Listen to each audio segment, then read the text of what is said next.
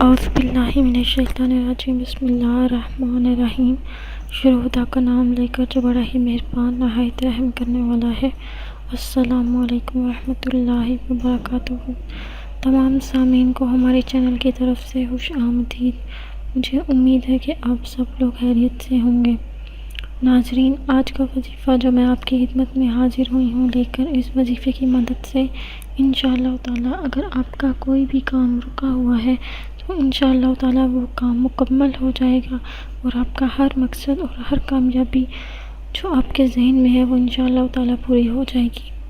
لیکن یہ وظیفہ بتانے سے پہلے میری آپ لوگ مجھے ایک چھوٹی سی درخواست ہوگی کہ آپ میری اس ویڈیو کو لائک کریں اور اپنے دوستوں کے ساتھ شیئر ضرور کریں۔ شیئر آپ لوگوں نے صرف اور صرف اس نیت کے ساتھ کرنا ہے کہ یہ ویڈیو آپ لوگوں کے لیے صدقہ جاریہ اور اس سال ثواب کا ذریعہ بنے گی۔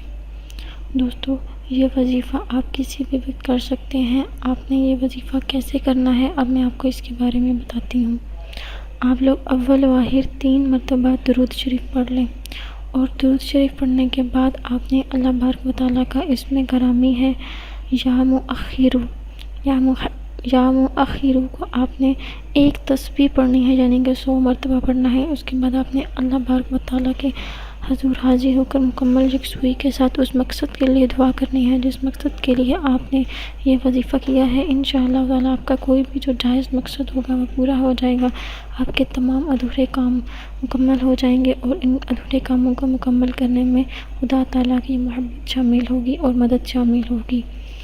میری دعا ہے کہ اللہ پاک آپ سب پر اپنا رحم فرمائے اور آپ سب کو اپنی رضا اور اپنی خوشنودی نصیب فرمائے اور ہدایت پانے والوں میں شامل فرمائے۔ آمین ثم آمین۔